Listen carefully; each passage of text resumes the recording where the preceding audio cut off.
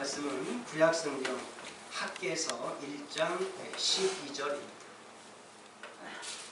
구약성경 1310페이지가 되겠습니다. 학개서 1장 12절. 우리 찾으신 줄 알고 우리 같이 우리 15절까지 짧습니다. 같이 읽습니다. 자, 시작. 스알디엘의 아들 스룹바벨과 여호사닥의 아들 대제사장 여호수아와 남은 모든 백성이 그들이 하나님 여호와의 목소리와 선지자 학개의 말을 들었으니 이는 그들이 하나님 여호와께서 그를 보내셨음이라. 백성이 다 여호와를 경외하며 그때 여호와의 사자 학개가 여호와의 위임을 받아 백성에게 말하여 이르되 여호와가 말하노니 내가 너희와 함께하노라 하니라. 여호와께서 스알디엘의 아들 유다 총독 스룹바벨의 마음과 여호사닥의 아들 대제사장 여호수아의 마음과 남은 모든 백성의 마음을 감동시키심에 그들이 와서 만군의 여호와 그들의 하나님의 전공사를 하였으니 그때는 다리오 왕 제2년 여섯째 달 24일이었더라. 아멘. 아멘. 자, 오늘은 여기까지 말씀을 보았습니다. 자, 오늘은 학개서를 통하여서 주시고자 하는 하나님의 말씀의 제목은 자원하는 마음이다 라는 제목으로 말씀을 나누고자 합니다. 하나님께서 이스라엘 백성들에게 은총을 베푸시는 장면이 오늘 본문에 기록되어 있는데요. BC 586년에 바벨론 나라가 쳐들어와서 예루살렘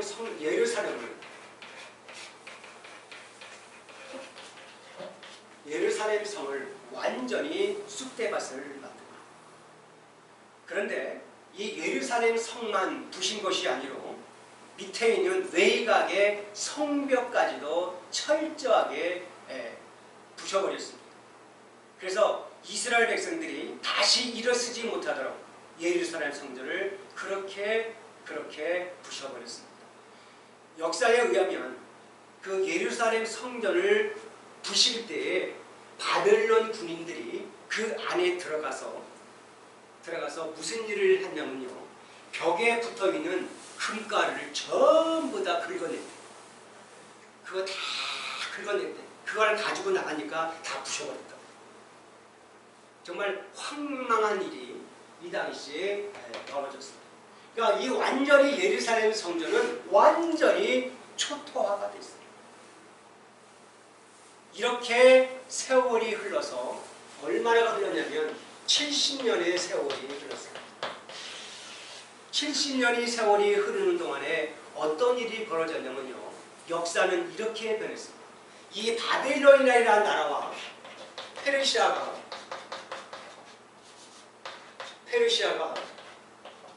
전쟁을 벌입니다. 둘이 전쟁을 벌이는데 바벨론 나라가 이길 줄 알았는데 하나님은 어디에다가 손을 삐피셨냐면 페르시아 쪽에다가 손을 들어서 바벨론 나라를 정복을 합니다.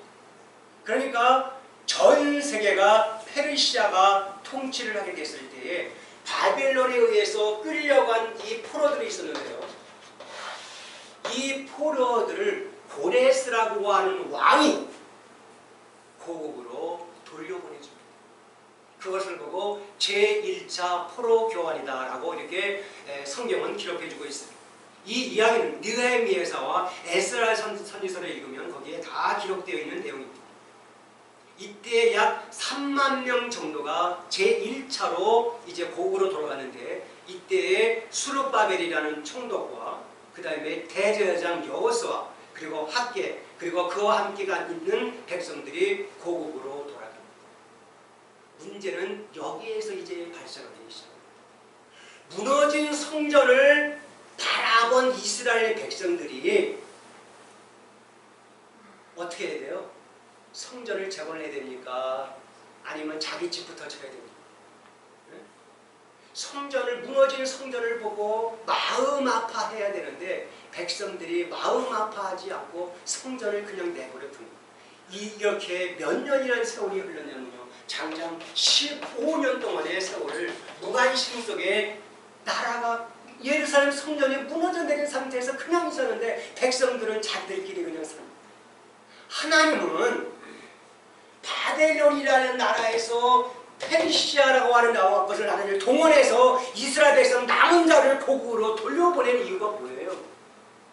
예루살렘 성전을 재건하는 건데 이스라엘 백성들은 그걸 전혀 관심이 없어요. 그때 하나님께서 학개라고 하는 선지자에게 입에다가 기름을 부어주십니다. 뭐라고 그러신지 아세요? 이렇게 말씀을 합니다. 이스라엘 백성들아, 산에 가서 나무를 가져다가 전을 건축하라. 이게 하나님의 명령이에요. 그런데 이스라엘 백성들이 그 말을 들어요, 안 들어요? 안 듣습니다. 여러분들 이 학개라고 하는 선지자가, 제가 말씀을 드렸습니다만, 학개라고 하는 이 선지자가 나이가 얼마인지 아세요? 나이가 많아요. 이분은 예루살렘 성전이 무너지기 전에 예루살렘 성전을 보았던 사람. 그러니까 세월이 70년이라는 세월이 흘렀잖아요. 이렇게 한번 계산을 해보면 대충 75살 내지 85살 정도 됐다. 나이 많으신 분이 있어요. 그 나이 많으신 분을 하나님께서 부르셔가지고 이야기를 하게 만듭니다. 이스라엘 백성들아, 산에 가서 나무를 가져다가 전을 건축하라. 나이 많은 노 선지자가 그렇게 부르짖습니다. 근데 백성들이 그걸 안 들어요. 그런데 성경 말씀을 읽어보니까 놀라운 일이 벌어졌어요. 학개의 선지자가 나가서 하나님의 전을 건축하자고 이 나이 많으신 분이 소리를 지르니까 그 소리에 귀를 기울여서 하나둘 모이기 시작합니다. 바로 그 사람들이 바로 누구냐? 수르바벨이라는 총독, 대제사장 여호수아, 그리고 그를 따르는 사람들이 모여서 하나님의 말씀을 순종하고 하나님의 말씀 따르고 그리고 학개의 말에 순종했더라라고 성경은 기록해주고 있어요. 그러니까 남은 자 가운데서 남은 자들이 하나님의 전을 건축한 것입니다. 재건한 겁니다. 그러니까 하나님의 일은요, 아무나 시키지 않아요. 절대 아무나 시키지 않습니다. 단 하나, 이런 것도요, 하나님께서 교회에다가 이렇게 두면요, 그냥 하는 게 아니에요. 하나님이 그 마음을 움직여서 하는 거예요. 교회 일은 그냥 하는 게 아니에요. 하나님의 마음에 움직일 때 하는 겁니다. 자, 그러면 하나님께서 왜 어째서 예루살렘 성전을 재건하라고 했을까요? 그 이유를 지금부터 여러분이 제가 설명해 드리겠습니다. 이걸 알려면 출애굽기로 가야 돼요. 출애굽기 가면 성막에 대해서 우리가 잠시 알아야 이 이야기를 이해할 수가 있어요. 지금부터 여러분에게 성막에 대해서 잠깐 제가 아주 간단하게 설명해요. 성막이 굉장히 복잡합니다. 얼마나 복잡한지 몰라요. 근데 제가 간단하게 그림을 그리면서 설명하겠습니다.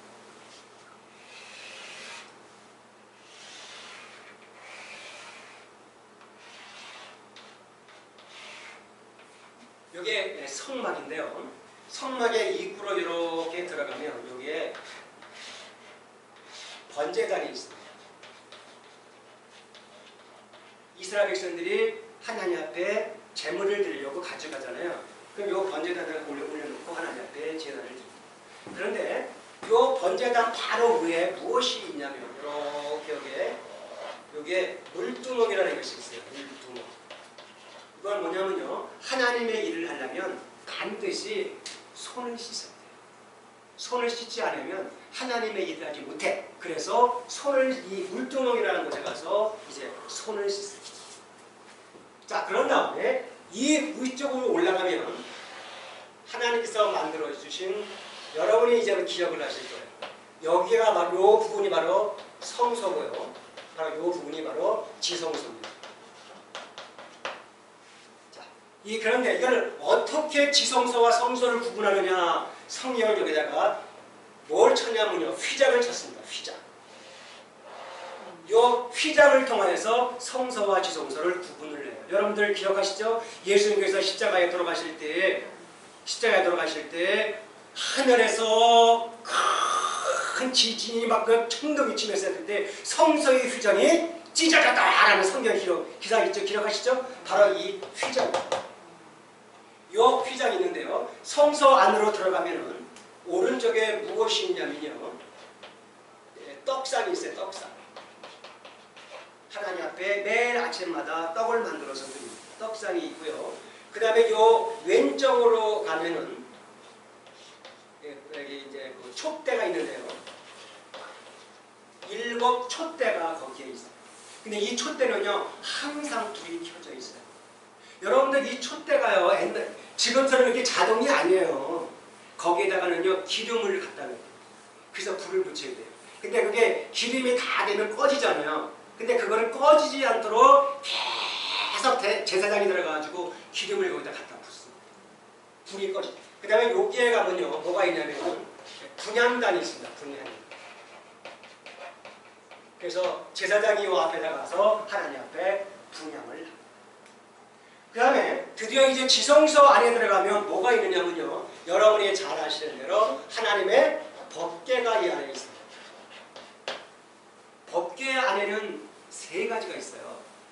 3가지. 혹시 아십니까? 첫째, 이스라엘 백성들이 40년 동안 먹은 거 뭐죠? 만나가 된 항아리가 있고요. 두 번째는 아론의 쌍난 지팡이가 있어요. 이스라엘 백성들이 하나님의 말씀을 부정하고 부인하자 하나님께서 12지파에게 막대기를 꽂으라고 했어요. 성소에다가. 근데 그 성소 가운데서 아론의 지팡이에서 싹이 난 그게 거기 있어요. 세 번째는 모세가 받은 십계명판이 이 속에 법궤 안에 3가지가 있습니다. 자, 그런데 여러분들이 대충 말씀을 드렸어요. 근데 우리가 좀 더 쉽게 알려면은 이 사이즈가 얼마냐가 좀 궁금할 것 같아요. 이 사이즈는요, 여기서부터 여기까지가 100규빗입니다. 그 다음에 여기서부터 여기까지를 50규빗이라고 그러는데요. 이게 규빗이라니까 조금 이해하기 어렵죠? 제가 좀 쉽게 설명할게요. 100규빗이면요 약 45m라고 합니다. 100층 45m라고. 그럼 대충 이해하시죠? 그 다음에 50규빗이니까 약 22.5m가 되는 거예요. 기억하시죠? 그 다음에 이 법궤에 나오는 이 성서와 지성서 요 사이를 10규빗이라고 그러고요. 여기서부터 여기까지를 20규빗이라고 합니다. 그러니까 10규빗 그러니까 약 4.5m 정도. 그렇죠? 20규빗 하니까 약 한 9m 정도가 됩니다. 이렇게 이해하시면 이 성막을 여러분이 전체를 머릿속에 들어오십니다. 이해하시죠? 굉장히 간단하죠?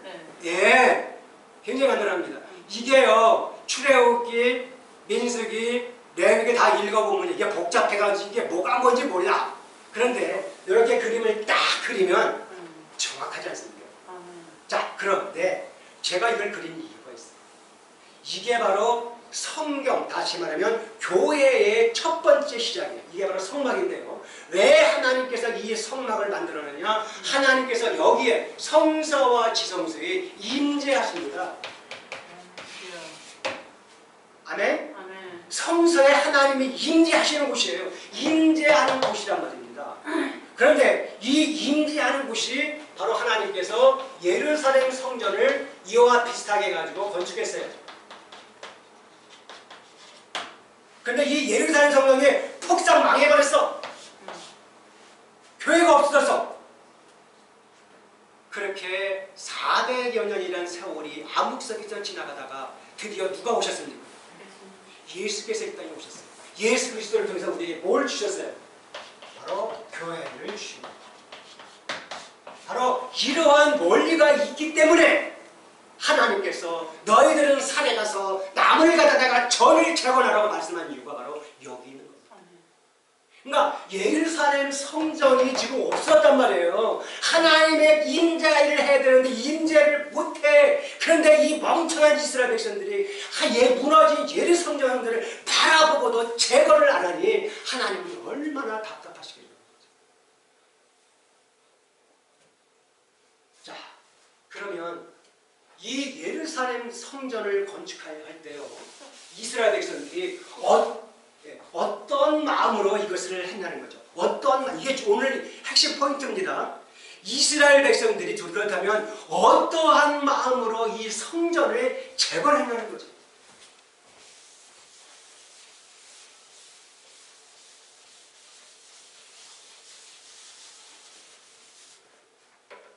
이런 성막론이요 굉장히 재밌습니다.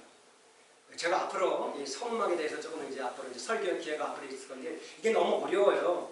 이게 쉽게 만들려면 좀 시간이 걸려요. 그래서 제가 지금 조금 지금 만드는 중인데 이런 식으로 제가 여러분들에게 가르쳐 드릴게요. 자, 넘어가겠습니다. 자, 예루살렘이 무너진 성전을 건축한 사람, 재건한 사람들은 어떤 마음으로 했냐는 거죠. 어떤 마음? 그냥 했을 것 같아요? 그냥 안 했어요. 어떤 마음으로 했냐면요. 제가 성경을 찾아봤어. 느헤미야서를 읽고 에스라서도 읽고 학개서를 읽어봤는데 이스라엘 백성들이 어떤 마음으로 예루살렘 성전을 재건했다. 그 이야기는 없어요. 그래서 이 말씀을 묵상을 하다가 어디에서 힌트를 찾았냐면 너희는 산에 가서 전을 건축하라. 하나님의 성전을 건축하라는 말에서 여기에서 힌트를 찾아가지고 성경을 연구하다 보니까 어떤 내용이 나오냐면 출애굽기 25장 1절에 가니까 이런 말이 있다. 이스라엘 백성들에게 모세가 말합니다. 하나님의 성막을 건축해라. 성막을 건축하라. 그런데 성막을 건축하기 위해서 너희들이 예물을 하나님 앞에 가져와라. 이렇게 명령했어요. 그러니까 하나님께서 모세에게 말하기를 가져와 주세요라고 한 것이 아니고 가져와라라고 명령을 했어요. 가져와라. 그런데 그 말을 듣고 이스라엘 백성들이 두 부류의 사람들이 생겼어요. 한 사람은 하나님 그거 왜 드려요? 아니 모세님 왜 우리 그거 왜 드려요? 안 드려요. 이런 사람이 있는데요. 어떤 사람들은 이렇게 드립니다. 하나님께 기쁨으로 자원하는 마음으로 하나님께 드렸는데 하나님은 그것 가지고 성막을 건축하더라 라고 성경 기록해 주고 있어요. 그러니까요 신기한 건요. 하나님 앞에 예물을 드리잖아요. 뭘 드리잖아요. 근데 이게 받은 것도 있고 안 받는 것도 있어요. 이 마음, 내가 마음으로 진심으로 마음을 드렸으면 하나님 받으시는 거죠. 그런데 그냥 드린 사람들은 억지로 드린 사람들 하나님 그거 안 받는다. 아멘? 무슨 말인지 이해하세요? 예, 예물도 그렇다는 거예요. 예물도. 그러니까 내가 이 마음이 그래서 중요한 거예요. 자, 그런데 이 말씀 가운데 보니까 하나님의 이 성막을 건축할 때 자원하는 마음으로 드렸다. 그러니까 이스라엘 백성들이 성전 재건을 한 것은 그냥 한 마음이 아니고 어떤 마음이에요? 자원하는 마음이 생깁니다. 자원하는 마음이 생깁니다. 그러니까 자원하는 마음으로 모인 사람들이 모여서 하나님의 일을 하다 보니까 그 하나님의 역사가 나타납니다. 아멘. 여러분들 제가 이제 그림을 하나 보여드릴 건데요. 제가 지난번 봤지만 이게 무너진 성벽에 갖다가 좀 남은 거예요. 남은 거거든요. 이쪽에도 보면 이렇게 성막이 이 성이 있습니다. 있는데요. 있습니다. 여러분들 이거 눈으로 봐도 굉장히 힘듭니다. 지금부터 2,500년 전에. 지금부터 2,500년 전에 기중기가 있습니까? 포크레인이 있습니까? 아무것도 없어. 뭘로 해야 돼요? 손으로 해야 돼요. 그런데 이 역사를요, 여러분들 성전을 건축하기 위해서는 먼저 기초를 다져야 돼요. 그게 바로 성벽을 먼저 고쳐야 됩니다. 근데 그 성벽을 고치는데 며칠 만에 그 성벽을 완공했는지 아십니까? 아시는 분? 제가 알려드릴게요. 느헤미야 16장 5절에 가면 성경은 말씀하기를 뭐라고 말씀합니까? 단 52일 만에 성벽을 건축했다는 말. 52일 만에 여러분. 놀랍지 않아요? 이 엄청나게 어려운 일을 52일 만에 그 일을 끝냈더라라고 성경은 기록하고 있습니다. 하나님은 하나님의 일을 하실 때 마음에 맞는 사람을 불러다가 그 일을 하십니다. 그러니까 사람의 숫자가 많이 필요한 것이 아니고 하나님의 마음에 합당한 사람들이 얼마 있느냐 그게 중요한 거예요. 그 사람들이 하나님의 일을 할 때 엄청난 역사를 나타낸다고 지금 성경은 우리에게 가르쳐주고 있어요. 그런데요, 이렇게 하나님의 일을 하게 되면요, 하나님께서 주시는 축복이 있습니다. 그 축복이 무엇인지 아십니까? 바로 기쁨입니다. 하나님의 일을 하고요, 기뻐요. 이 기쁨은 하나님이 그냥 주시는 기쁨이에요. 예, 그냥 주시는 기쁨이에요. 그래서 복음성에도 이런 복음성가 있잖아요. 오, 이 기쁨 주님이 주신 것. 이런 복음성가 있잖아요. 그러니까 내가 이 기쁨은 내가 갖는 것이 아니고 하나님의 내가 자원하는 마음으로 하나님의 일을 할 때 하나님께서 우리에게 기쁨을 주신다. 여러분, 앞으로 우리가 믿음의 신앙생활을 하면서 이러한 기쁨을 누리는 저와 여러분 되시기를 주님의 이름으로 축복합니다. 네. 이 예수 믿는 삶이 얼마나 재밌고 좋은지 몰라. 그러나 사람들은 이 기쁨을 못 느껴요. 기쁨을 못 느끼고 하나님의 일을 하려고 하니까 안 되는 거예요. 교회 일은요, 하나님의 일은 자원하는 마음이 있을 때 하나님의 역사가 나타나고 거기에 기쁨을 줘요. 제가 이것을 여러분들이 좀 더 이해가 빠르기 위해서 한 가지만 제가 경험담을 좀 얘기할까?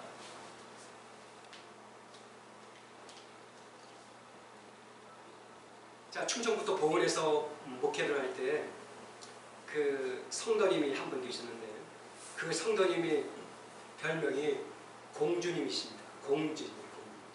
이분이 그 대갓집 마라님이셨는데 종을 20명을 거느리면서 살으셨던 분이세요. 근데 이분이 남편이 죽자 이제 가지고 있었던 것들이 전부 하나둘 이제 정리를 하다 보니까 종들이 없어지고 이제 종이 2사람만 남을 정도로 이제 계셨던 분이 있어요. 이분이 예수님을 알고 교회를 나오시고 있어요. 근데 이분이 얼마나 재밌으신 분이냐면 교회 올 때 양장을 입고요. 다 양장을 입고 종 데리고 오는데요. 이게 의자에 앉잖아요. 그러면은 그 백에서 그 손수건을 꺼내가지고 이렇게 싹 닦아요. 그리고 거기에 살포시 앉으세요. 그런 분이 계셨어요. 아주 그냥 그분을 우리는 그래서 공주님이라고 부르셨는데 이분이 어느 날 주일날 올 때마다 비닐봉지에다가 뭐 바리바리 쓰게 장을 봐가지고 가지고 오세요. 그리고 주일날 교인들한테 다 나눠줘요. 저분이 그걸 왜 하시지 제가 속으로. 근데 이분이 한 번 하는 것이 아니라 매주 그렇게 하시는 거예요. 그래서 제가 궁금해서 물어봤어요. 아니 저기 성도님 그거 이렇게 매일 하세요. 그랬더니 그분이 저한테 이런 얘기를 하시더라고요. 자기가 교회에 나와서 얼마 안 있는데 집에 포도가 들어왔대요. 그냥 포도가 들어왔다가지고 포도 한 송인 줄 알았더니 그게 아니고 포도, 청포도 아시죠? 청포도가 2박스가 들어왔대요. 근데 혼자 사니까 못 먹잖아요. 그래가지고 그걸 갖다가 교회에다가 가지고 왔는데 교인들이 너무너무 좋아한다는 거예요. 그래서 그걸 보고 야 우리 교인들 기쁘게 해드리겠다 해가지고 이분이 청주에 봉은에서 청주까지 버스로 한 50분 정도 걸리는데 청주에 가서 5일장이 열리고 5일장이 열리면 거기 가지고 장을 봐가지고 그렇게 가져오시는 거예요. 제가 여기서 드리는 얘기는 뭐냐면 그 아들이 있습니다. 그 아들이요 이 청주에서 은행장을 하시는 분이 있어요. 은행장. 네. 그러니까 수행 비서까지 데리고 다니는 사람들 이분이 큰 아들입니다. 그런데 5일장이 되잖아요. 그럼 그 아들을 데리고 그 장 보러 간대요. 그래가지고 그 장을 볼 때 그 장 볼 때 들어야 되잖아요. 근데 그 아들을 보고 들으라고. 아니 엄마, 나 저기 은행장이에요. 내가 이걸 왜 들어? 여기 옆에 있는 그 사람들 시키면 되지. 야 이놈아, 그거 네가 들어. 이거는 하나님의 일이야. 네가 들어. 이제 그런데요. 그러면 이 아들이 이게 효자예요. 네, 그럼 그걸 다 그 수행비서 보고 듣지 말고 가라 그러고 그걸 들고 차에다 다 싣고서 그 교회를 가고 온대. 그럼 그거 가지고 교회들한테 하루는 그 아들이 엄마한테 물어봤대. 엄마, 그거 왜 해요? 돈 들고 힘들고 그러는데. 그랬더니 야 이놈아, 내가 이거 하면 얼마나 기쁜데, 응? 내 속에서 막 그냥 기쁨이 나는데 왜 이 기쁨을 뺏어가려고 그래? 어? 아들한테 막 그래요. 그러면 이 아들이 뭐라 그러냐면 어머니가 원하시면 하세요 어머니. 죄송합니다. 어머니 하신 대로 하세요. 이 아들이 그래요. 그래서 이분이 그렇게 주마다 교인들한테 기쁨을 줬어요.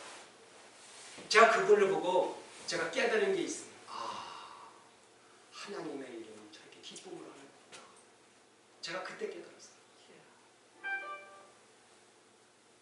그분이 시켜서 했겠어요? 못해요. 자존심 있잖아요. 시키면 안 해요. 근데 자기가 한 번 하고 나니까 그게 너무 기쁨. 그러니까 주님은 우리에게 기쁨을 주시는 거예요. 그냥 주시는 거예요. 성경 보겠어요. 자원하는 마음은요, 내가 하는 게 아니고 하나님이 하시는 겁니다. 성경 보겠습니다. 자, 오늘 읽어드린 페이지 어디 있냐면요, 14절을 한번 읽어보세요. 1장 14절 같이 한번 읽어봐요. 자, 시작.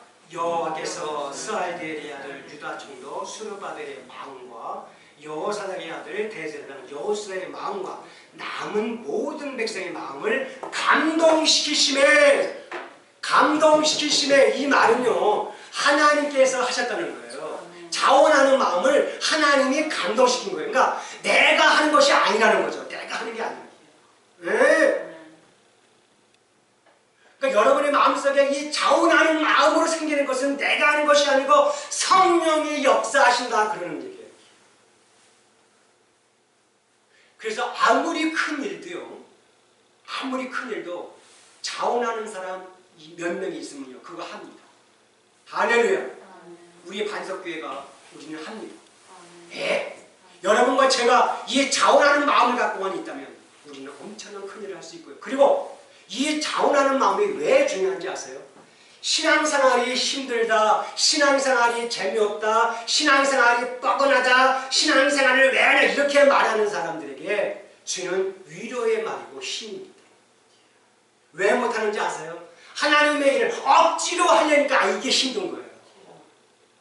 우리 교회는 성가대가 없지만 성가대 하는 교회도요, 성가대 하시는 분들이요, 자원하시는 분들은요, 그 찬양 얼마나 아름다운지 몰라요. 근데 억지로 끌려 하시는 분들은요, 찬양이 제대로 안 돼요. 교회에 전부 다 마찬가지. 무슨 일을 간에 자원하는 마음으로 할 때요, 신앙생활이 기쁘고요. 첫째, 신앙생활이 기쁘고요. 그 다음에 가정이 행복합니다. 신기해요. 교회를 통해서 내가 자원하는 마음으로 신앙생활이 잘 돌아가잖아요. 근데 가정이 행복해. 그걸 누가 주시는 거냐? 하나님이 주십니다. 자, 마지막 결론. 그럼 하나님께서 자원하는 마음을 갖고 있었던 이스라엘 백성들에게 어떤 축복을 주셨느냐? 첫째, 내가 너와 함께하리라.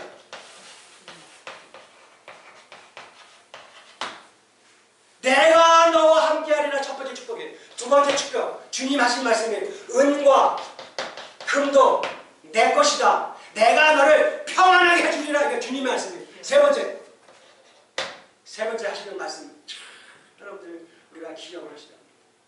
너는 내 것이라는 말씀이에요. 너 내 거야. 내가 너를 뭐한다? 취하리라. 내가 너를 취하리라.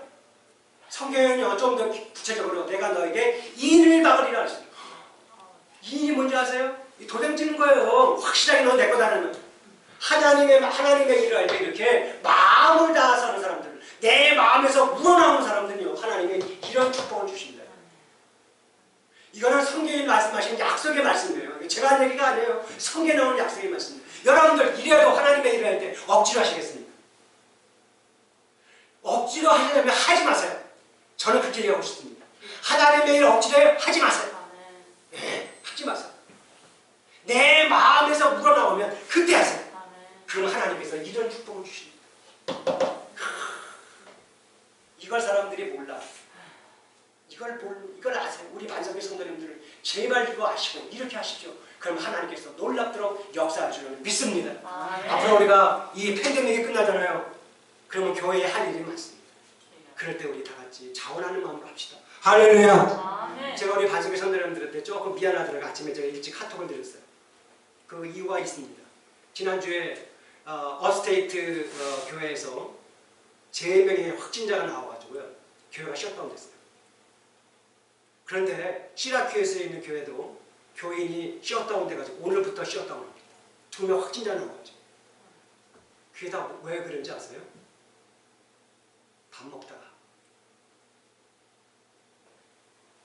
제가 그거 보고요, 오늘 아침에 음식들 준비하실까봐 제가 일부러 일찍 올려 기도하는데 자꾸 오스나 중단시켜라, 오스나 자꾸만 나오는. 오늘 새벽까지, 어제도 못해서, 근데 오늘 아침에 가니까 도저히 안 되겠어요. 하나님께서 저에게 말씀하시더라고요. 오스나 안 된다, 하면 안 된다. 그래서 보낸 겁니다. 제가.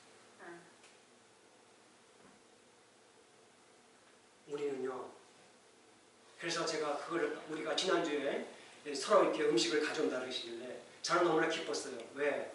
그게 내 속에서 우러나는 마음으로 하는 거잖아요. 네. 근데 그걸 제가 바꿨어요. 그래서 제가 좀 미안해.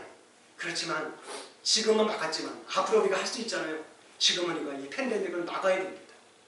네. 제가 막았지만 좀 미안하지만 그러나 그 마음만큼만 여러분들 버리지 마시고 앞으로 팬데믹이 끝날 때 우리 멋있게 한번 잔치 한번 합시다. 할렐루야. 아멘. 네. 그때 한번 크게 한번 잔치 한번 합시다. 예, 사랑하는 성도는 마지막 결론입니다. 우리 모두 주님의 일을 할 때 억지로 하지 마시고 정말 진정으로 우러나오는 마음으로 하셔서 하나님 앞에 영광 돌리는 저와 여러분 되시기를 주님의 이름으로 축복합니다. 기도하시겠습니다.